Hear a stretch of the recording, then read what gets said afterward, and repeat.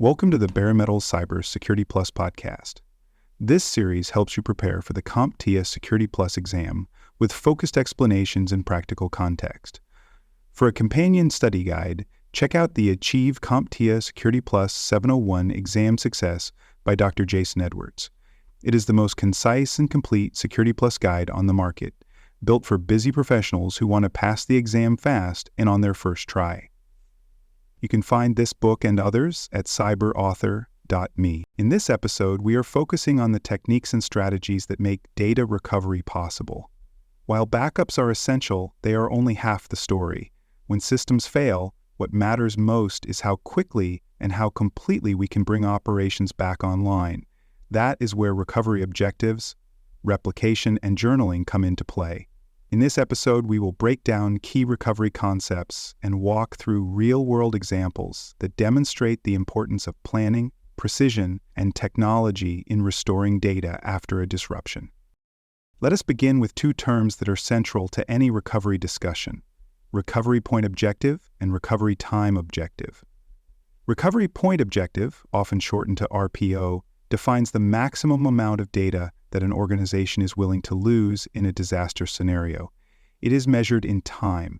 For example, if your recovery point objective is 4 hours, you must have backups or replication systems in place that can restore data with no more than 4 hours of data loss. Recovery point objective determines your backup frequency and data protection methods. Recovery time objective, or RTO, defines how quickly systems must be restored after a disruption to avoid unacceptable impact on business operations. If your recovery time objective is 2 hours, then your recovery plan must allow you to get systems up and running within that time frame.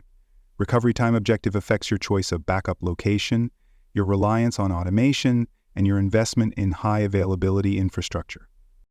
Let us look at how these concepts apply in real scenarios.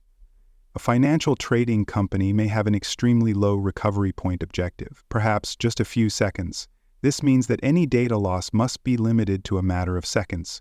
To meet that goal, the company uses continuous data replication between data centers. At the same time, their recovery time objective might also be short, say 5 minutes, because even a short downtime could lead to lost trades and revenue. To meet this target, they implement failover systems with automated switchover to backup environments. Now contrast that with a small nonprofit organization. Their recovery point objective might be 24 hours, meaning they can afford to lose up to 1 day of data. They back up their systems each night. Their recovery time objective might be 2 or 3 days, since a temporary shutdown would not significantly damage their operations. This organization relies on less expensive tools and manual recovery processes, which is fine because their tolerance for downtime and data loss is higher. The key takeaway is this: both recovery point objective and recovery time objective must be carefully aligned with the organization's business priorities. A mismatch between recovery goals and technical capabilities can lead to catastrophic failure during a real incident. These objectives must be clearly defined, documented, and regularly tested. Now let us move to two important techniques that support data recovery: replication and journaling. Replication is the process of copying data from one location to another in near real time. It ensures that an up-to-date version of the data is always available in a secondary location. This is particularly useful for meeting tight recovery point objectives, as it reduces the gap between the last saved copy and the moment of failure. Replication can happen at various levels: file, block, database, or even entire virtual machines. It can be synchronous or asynchronous. Synchronous replication means that every write operation must be completed on both the primary and secondary systems before it is finalized. This guarantees data consistency, but may introduce latency. Asynchronous replication allows the primary system to continue operating while the changes are queued and pushed to the secondary site with a short delay. It is faster, but comes with a slightly increased risk of data loss in case of an immediate failure. Journaling, on the other hand, is the process of recording changes to data in a sequential log. These logs are stored separately and used to reconstruct the system state or replay recent transactions after a failure. Journaling is often used in databases, file systems, and storage systems to preserve data integrity and consistency. If a power outage or crash occurs, the system can use the journal to restore the last known good state, or to reapply completed operations that were not yet committed to the main data store. Let us consider a practical example of replication in action. A global retailer operates data centers on 2 continents. Their point-of-sale systems replicate transactional data every few seconds to the secondary site.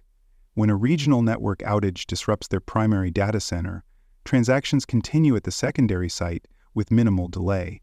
Because of the frequent replication, they lose only a few seconds of data. This meets their tight recovery point objective and ensures customer service remains uninterrupted. Now let us look at journaling. A university manages a large research database that relies on journaling to maintain integrity.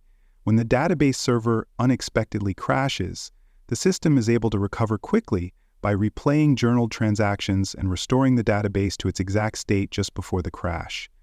No manual intervention is needed, and no data is lost.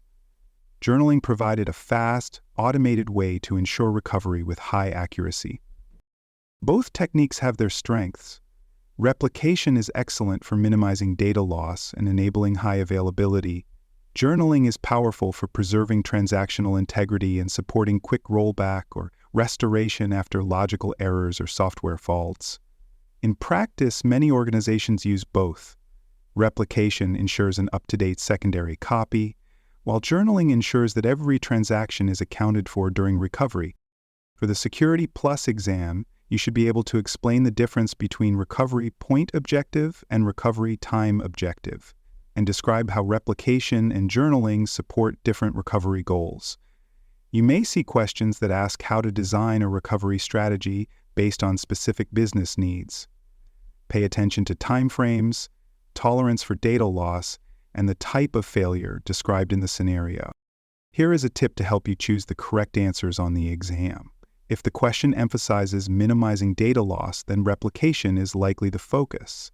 If the question talks about restoring exact transaction history or maintaining consistency after a crash, journaling is probably the answer. If the scenario describes how much time an organization can afford to be offline, look for answers related to recovery time objective. And if the question is about how much data the business can afford to lose, recovery point objective is what they are testing. Thanks for joining us for this episode of the Bare Metal Cybersecurity Plus podcast. For more episodes, tools, and study support, visit us at baremetalcyber.com. And before you take the test, make sure to check out the practice questions in the book Achieve CompTIA Security Plus SY0-701 Exam Success by Dr. Jason Edwards. They cover every domain and are a powerful way to lock in your knowledge.